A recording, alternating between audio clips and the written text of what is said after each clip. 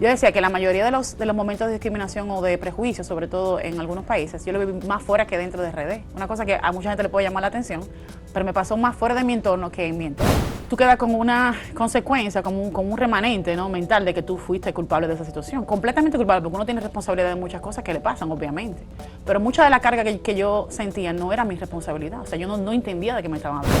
O sea, la falta todavía de formación empresarial que tenemos todos, porque no solamente las editoriales, que es las que más se culpan, sino todo en general nos hace falta herramientas empresariales para poder darle con todo a la comercialización de los libros.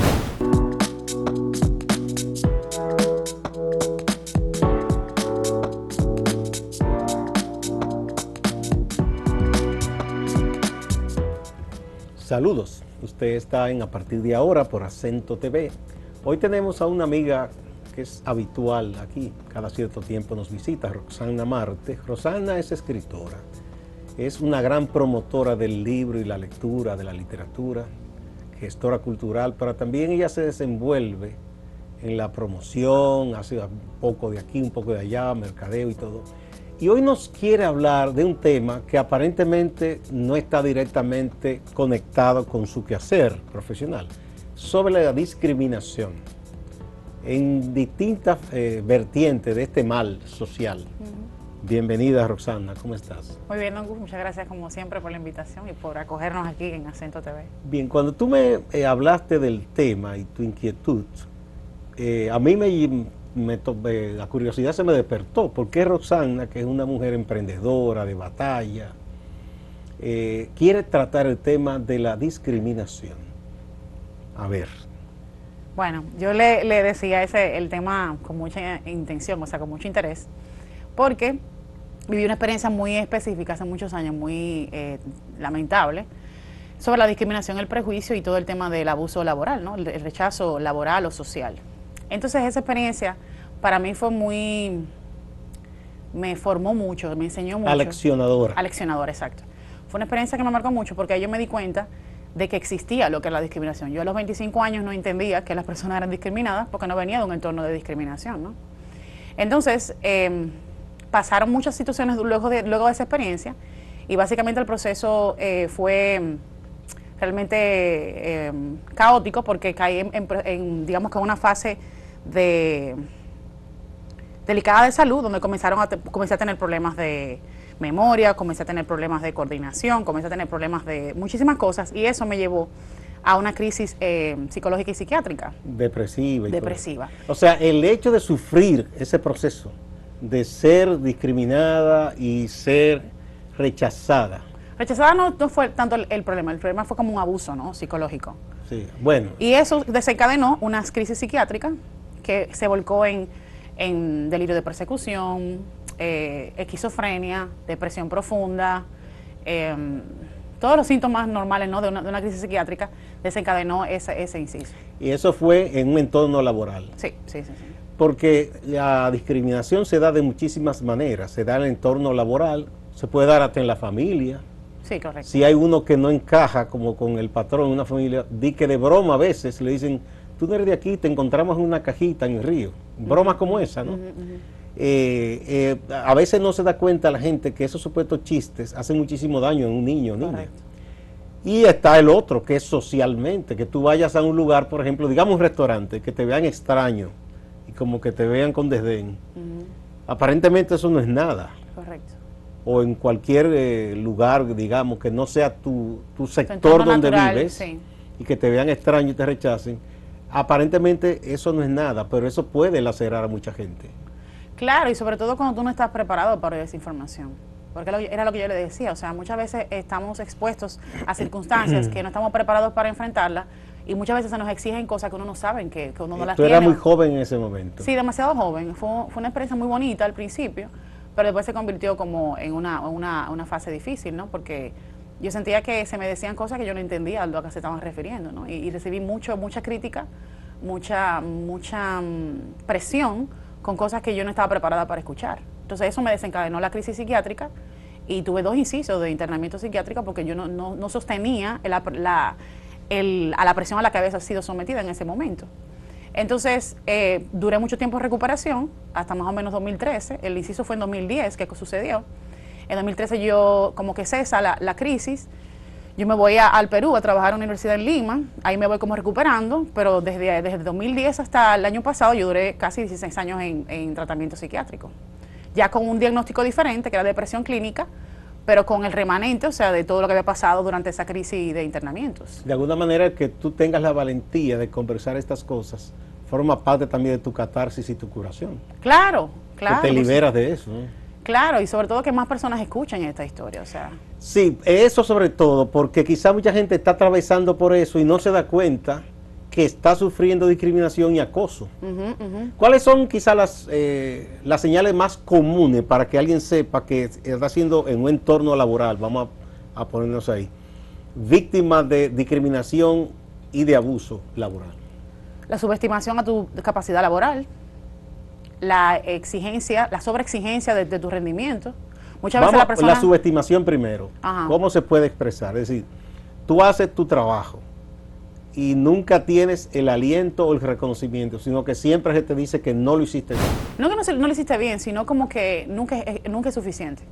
Para las personas con ciertos rasgos físicos, cierta apariencia o cierta, ¿verdad?, facciones, hay una tendencia diferente de trato, y todo el mundo sabe eso, a una persona con otro tipo de perfil. Entonces hay una subestimación de que no es suficiente, no me estás dando lo suficiente, no es lo que yo quiero, pero no es por mi capacidad profesional, sino por tu prejuicio de mi capacidad profesional. Que el prejuicio puede venir, como tú dices, por la apariencia física. Por ejemplo, tú piensas en el caso de las mujeres, que una mujer de rasgo caucásico, por ejemplo, esbelta, no reciba el mismo trato que una mujer de rasgos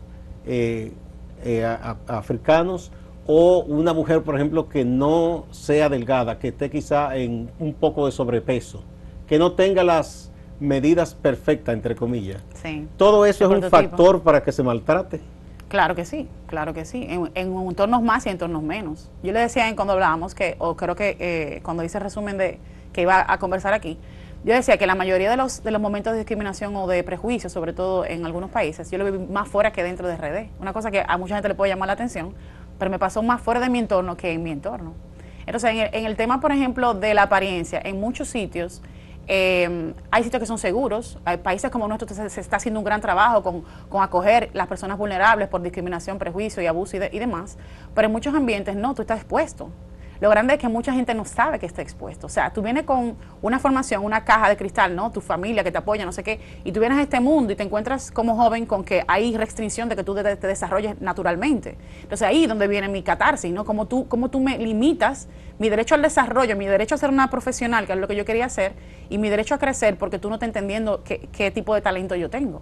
Y cuando pasó esa experiencia, yo estaba segura de quién yo era, pero yo no podía hablar, no lo puedo decir porque estaba siendo abusada. ¿Me entiendes? Entonces, cuando pasan los años, es que yo me doy cuenta, primero, que no pertenecía a ese tipo de industria, y segundo, cuál era mi verdadero propósito como persona y como profesional. O sea, hay mucha gente que tiene un poder laboral o jerárquico que no entiende a quién tiene de frente. No porque yo sea más o mejor que nadie, sino porque no corresponde a lo que tú me estás exigiendo o me estás midiendo, porque no es la vara con que tú tienes que medirme. Claro, a nivel profesional tú tienes que dar un rendimiento, correcto, pero a nivel personal tú nunca debes cruzar la línea de lo personal, de lo profesional a lo personal para lacerar a una persona. Recuerdo que una persona ejecutiva, muy buena por cierto, cuando tuvo que dirigir equipo, me decía una vez, mira, el ejecutivo, el gerente ideal, no es el más mandón y gritón.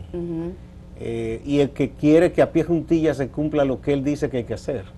Es aquel que, como buen director de orquesta, dirige de tal manera que cada ejecutante se siente en la libertad de sacar lo mejor de sí, sí, correcto, y hacer su mejor parte con su instrumento. Correcto, exactamente. Un poco por ahí la cosa.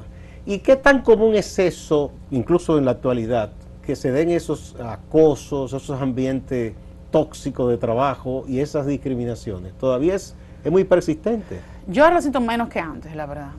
Yo ahora no estoy trabajando en ninguna empresa, tengo un tiempo que ya estoy independiente, no estoy como tan fresca en la vida, en la cotidianidad laboral de nuestro país o de donde estamos ahora, ¿no? Como país, como RD.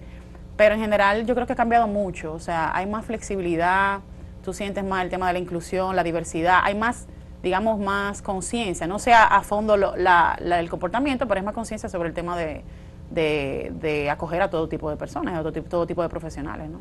Sí.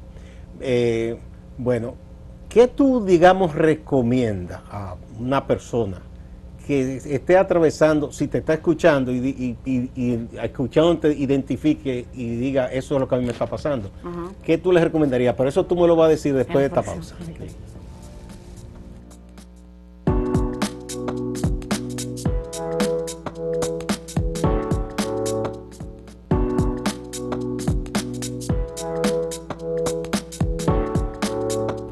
Roxana Marte, ¿qué tú recomiendas a quienes quizás se están viendo y dicen, pero a mí me está pasando eso que ella está narrando o lo que a ella le sucedió? ¿Qué deben hacer? Yo creo que yo debí hablar de algún modo, o sea, en aquel momento. Yo debí no ser tan, no culpabilizarme de lo que estaba pasando y debí externarlo. Creo que duré mucho tiempo también para hablarlo en público. Incluso cuando yo me di cuenta de las consecuencias de ese problema, fue también muchísimo después, fue como en 2014. Casi 8 años después, ¿no? O sea, cuando se vean en ese momento, ahí mismo, tratar de hablar. Decirlo, no simplemente callarse la boca, sino reclamar su derecho o exponer su punto de vista. Sí, correcto. Eso es lo que la gente debe hacer. Y la otra parte de socializarlo hacia afuera como tú le estás haciendo. Esa es la parte más difícil porque tú quedas con una consecuencia, como un remanente, ¿no?, mental de que tú fuiste culpable de esa situación. Completamente culpable, porque uno tiene responsabilidad de muchas cosas que le pasan, obviamente. Pero mucha de la carga que yo sentía no era mi responsabilidad. O sea, yo no entendía de qué me estaban hablando. Entonces, en ese sentido, yo creo que poder hablarlo después, poco a poco, porque no tenía la fuerza para hacerlo. En 2014, cuando yo llego de Perú, le digo, mami, yo he perdido el 30%, el 40% de mi formación, o sea, no me acuerdo de cosas muy elementales que antes las hacía súper rápido. Me siento mal y comencé a llorar en mi habitación y me dijo, qué bueno que me lo dijiste, Roxana. Entonces, ahí comienza un proceso de liberación hasta que yo comienzo a liberarme, ¿no?, a sanar completamente. ¿Ya tú habías recibido ayuda profesional ahí? Sí. Sí, o sea que eso es importante también.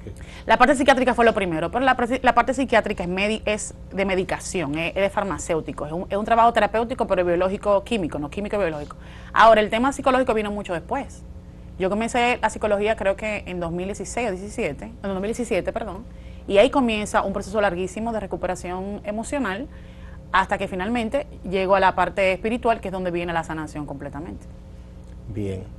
Entonces, ¿cómo esa experiencia, digamos, porque a veces de las cosas que uno cree que son peores, te están dando también una materia prima para tú crecer, si sabes interpretar las cosas y usarlas a tu favor, ¿verdad? Como la ola que hace el que usa las tablas estas de surfing. Sí.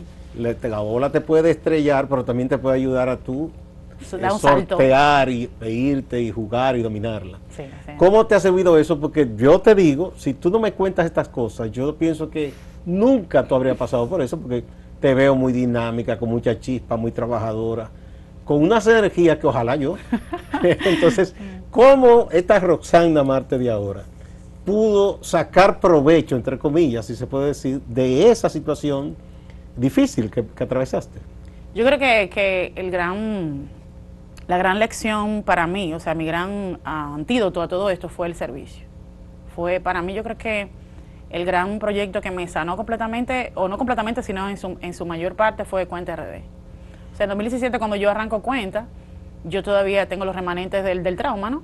Y yo dije, yo quiero hacer algo por mi país y lo voy a hacer. Yo no tenía el conocimiento, no vengo de la literatura, no era ni siquiera una gran lectora, pero tenía el sueño de que quería trabajar por la literatura y comienzo a servir. Y Cuenta y la comunidad, servirles a ellos me sirvió a sanar. O sea, el servicio me dio la mejor fórmula para yo poder calmar la frustración, porque era diario, o sea, fueron casi 16 años de constantes pensamientos diversos, de culpabilidad, de frustración, de dolor, de angustia, de desesperación, de yo no entender qué es lo que estaba pasando. Y cuando yo entro en Cuenta es que yo comienzo un proceso de sanación. Y ahí entra esa etapa de recuperación, que no duró 2 días, fueron casi 7... No, es un proceso lento. Lento.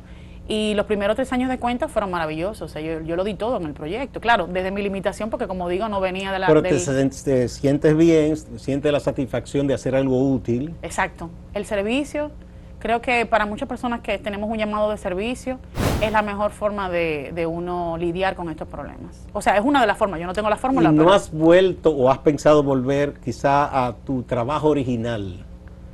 No, la verdad es que no. Lo he pensado, mi hermano me lo dice mucho. ¿Y no te hace falta?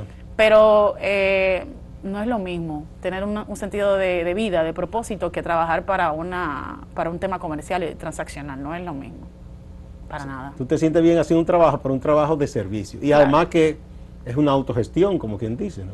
Sí, la autogestión es lo más difícil porque no tienes la garantía de un sueldo, no tienes una estructura, una casa o un salario con un paquete gigante, ¿verdad? Pero No son muchos los paquetes gigantes. Exacto, o sea, no, hay industrias que tienen buenos beneficios salariales. Sin embargo, la satisfacción de tú decir, estoy haciendo algo que me llena y que puedo lograr cambios en cosas específicas o más sustanciales para un grupo de personas, tú dices, aquí sí vale la pena estar, ¿no? Sí. Bueno, me alegro muchísimo entonces que sea así. Háblanos ahora de tus proyectos actuales, la escritura. Tú publicaste tu novela, Un País Imposible, que Sí. tuvo buen impacto. Sí, sí. ¿Estás ahora en proceso de otra novela o qué? Yo estoy trabajando ahora, bueno, tengo La Perfecta, que es mi próxima novela un poco parada. La Perfecta se llama. Esa es una novela. Sí. ¿Cómo va esa novela? Esa novela va un poco lenta. El año pasado tuve mucho trabajo con ella, pero ahora como estoy en la tesis de doctorado, tengo que pararle un poco para... ¿Doctorado en? En servicio y experiencia de servicio. ¿Dónde lo estás haciendo? En la Universidad Benito Juárez de México. Ah, lo estás haciendo a distancia. Ujú. Ah, muy bien. Ah, mire, no sabía que un doctorado en servicio, pero qué O sea, bien. la investigación es dual, es tanto en gestión de servicios como en el concepto de experiencia del cliente, o lo que se llama Customer Experience.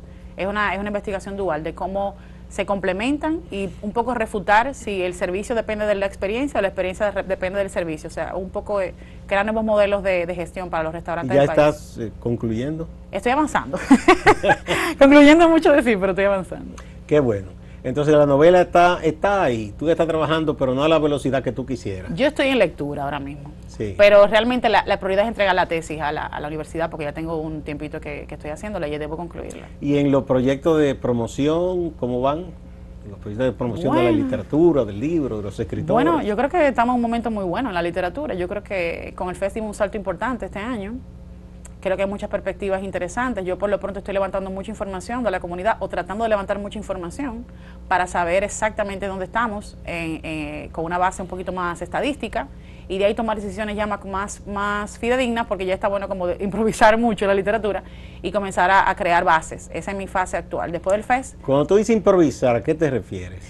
la República Dominicana no tiene todavía un sector editorial organizado. Una industria. Una industria. Una industria que no solamente es las editoriales, sino todo un ecosistema de actores, ¿verdad? Las librerías, las impresoras, los clubes de lectura, las comunidades de escritores. Entonces, Encuentre de nuestro objetivo específico o nuestros objetivos están basados en los lectores a través del FES y en los escritores a través de Cuento RD. Entonces, dentro de eso, mi gran preocupación ahora es saber qué necesita el escritor dominicano para seguir escribiendo y cómo eso puede dinamizar otros sectores, o al revés, cómo esos sectores pueden dinamizar a que el escritor escriba. A ver, hablando un poco de ese ecosistema que tú proyectas y que me parece bien pensado. El autor escribe, sea poeta, sea narrador, sea literatura para niños o no. Bien, necesita un editor. El editor está, aquí hay buenos editores. Son pequeñas empresas y te hacen un libro muy bonito. Entonces luego está ya una parte que es la colocación de ese libro en el mercado. Como que no me gusta decir mercado, pero es así. Es el mercado, claro. Es como feo. Sí, un poco raro. Entonces, el mercado, que sea librerías, que no solo es Cuesta, la gente cree que solo es Cuesta. No, Aquí ya hay son muchísimos muchas, ya proyectos hace interesantes que operan de manera más creativas. Colocarlo ahí, pero sobre todo que llegue al potencial lector. Eso Correcto. es lo que tú piensas que se debe trabajar coordinadamente. No necesariamente eso. Todavía Mari, Claudia y yo, que somos las que hemos más trabajado el proyecto de manera casi investigativa, nos hemos dado cuenta que hay varios factores por los cuales el libro no se mueve en RD. Bien, pero eso lo vamos a hablar En el próximo, después de ok. esta pausa porque ya pusieron la musiquita. Vamos.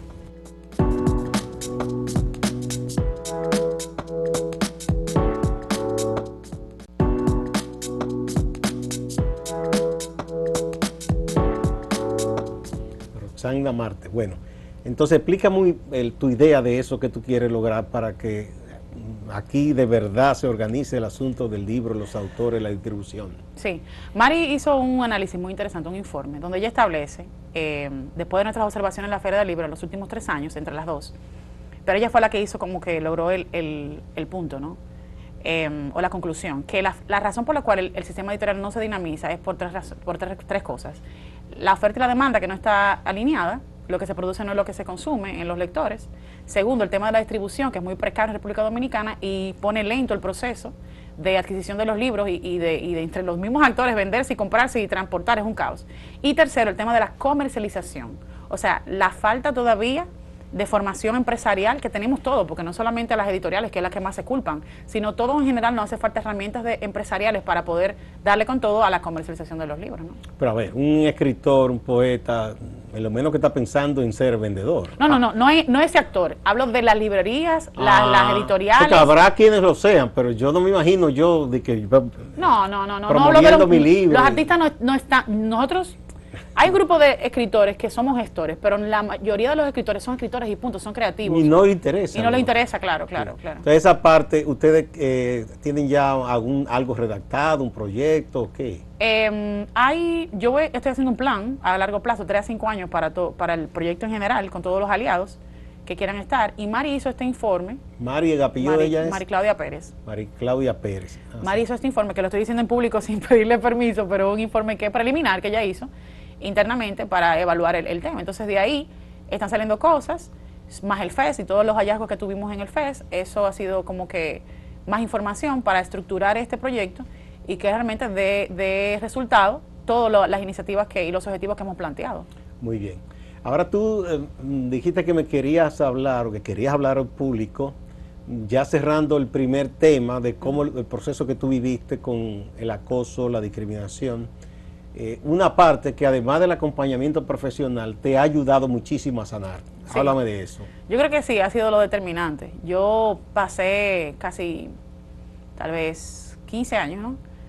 O un poco menos, porque el proceso psiquiátrico comenzó primero, pero después la parte psicológica y demás comenzó después. Como 7, 8 años visitando psicólogos, 5 o 6 psicólogos más o menos, coaches, familiares, amigos, acudiendo a gente que pudiera entender en lo que yo estaba metida, ¿no? En la profundidad de ese daño. Sacerdotes, o sea, todo tipo de personas, y nadie entendía lo que yo estaba pasando, nadie, ni los amigos más queridos míos pudieron ayudarme. Entonces, en 2021, yo estaba en un coworking en Coral Mall, me evito decir el nombre, un coworking, y yo estaba adorando, cantando, y una pastora se me acercó. Y ella me dijo, tú no estás cantando, tú estás adorando a Dios. Y yo le dije, sí, yo siempre he adorado desde pequeña. Y me invitó a su iglesia. Primero yo me resistí porque no quería congregarme. Uno usualmente cuando no está en los caminos de la fe hace eso. Y cuando ella me llevó a su iglesia, yo comencé un proceso de recuperación. La pastora Adriana Lara de Llanos. Y yo comencé un proceso de recuperación de casi 2 años. Pero yo llegué ahí temblorosa, insegura, sumergida en una depresión todavía clínica en ese momento, en 2021. Y con los años, en 1 año y medio más o menos, yo comencé a recuperarme. Pero poco a poco comencé a coger forma. Y al año pasado, en enero del año pasado, sí, mi hermano vino de Estados Unidos y yo lo invité a la iglesia. Y el testimonio de mi hermano fue que me sacó de la crisis, o sea, de la depresión. El escuchar cómo el pastor le decía a él cosas y la humildad de mi hermano, después de todo lo que había pasado en su testimonio personal, fue lo que me dijo, a mí no me pasó nada.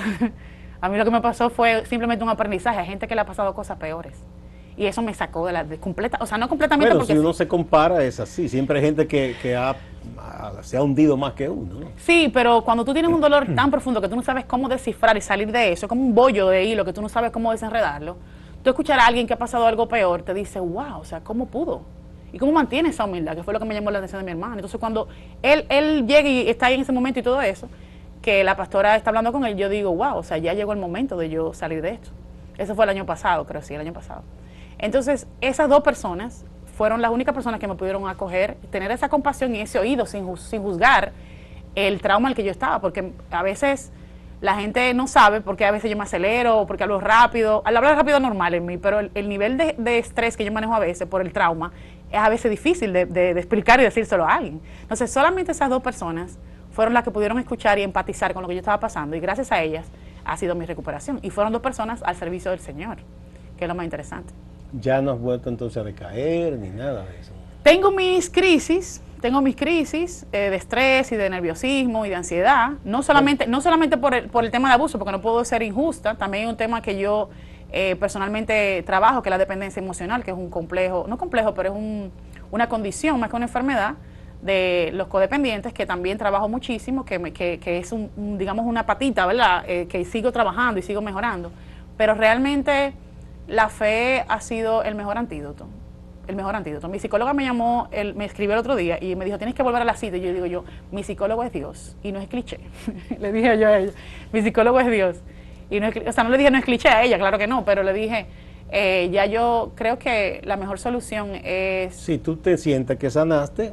Exacto, o sea, la mejor solución en ese momento para mí, y eso es lo que quiero también expresar a mucha gente que se sienta en ese proceso, es que hay situaciones tan graves que tal vez no, que la única solución que puede resolver ese problema de fondo es algo espiritual, no es algo... Pero como no todo el mundo llega a esa conclusión, no deben despreciar el acompañamiento profesional primero. Claro, el acompañamiento profesional hizo su papel, claro. Pero digamos desde la fe, ¿no? Como cristiana, porque respeto mucho las ideologías y los puntos de vista.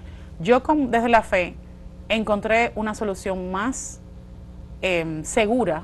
Y a ti te ha funcionado. Sí. Como quizás a todo el mundo no le funcione, bueno que la gente agote la parte profesional primero.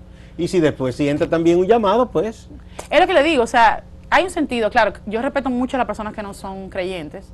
Pero hay incluso creyentes que entienden que deben buscar la ayuda profesional, porque eso no daña la fe. Ah, no, pero que la ciencia es magnífica, o sea, la ciencia es la de ciencia, o sea... Y se supone que si el Dios como lo describen, que hace las cosas buenas, hizo que existieran los profesionales. Los científicos, claro. Muchas gracias, Rosana. Muchas gracias por tu testimonio y todo, digamos, ese valor que tú tienes y tus energías, tu fuerza para trabajar y hacer cosas. Amén. Por el bien de los demás, qué bueno que has tomado el servicio y eso también te ayuda muchísimo. Y decirle a más gente que se sientan tranquilos de que hay personas que han pasado por situaciones tan o peores o iguales que las que ellos han pasado. Y han podido salir. Gracias. A ustedes también, amigas y amigos, no se vayan, que hay más en Acento TV y Acento Portal.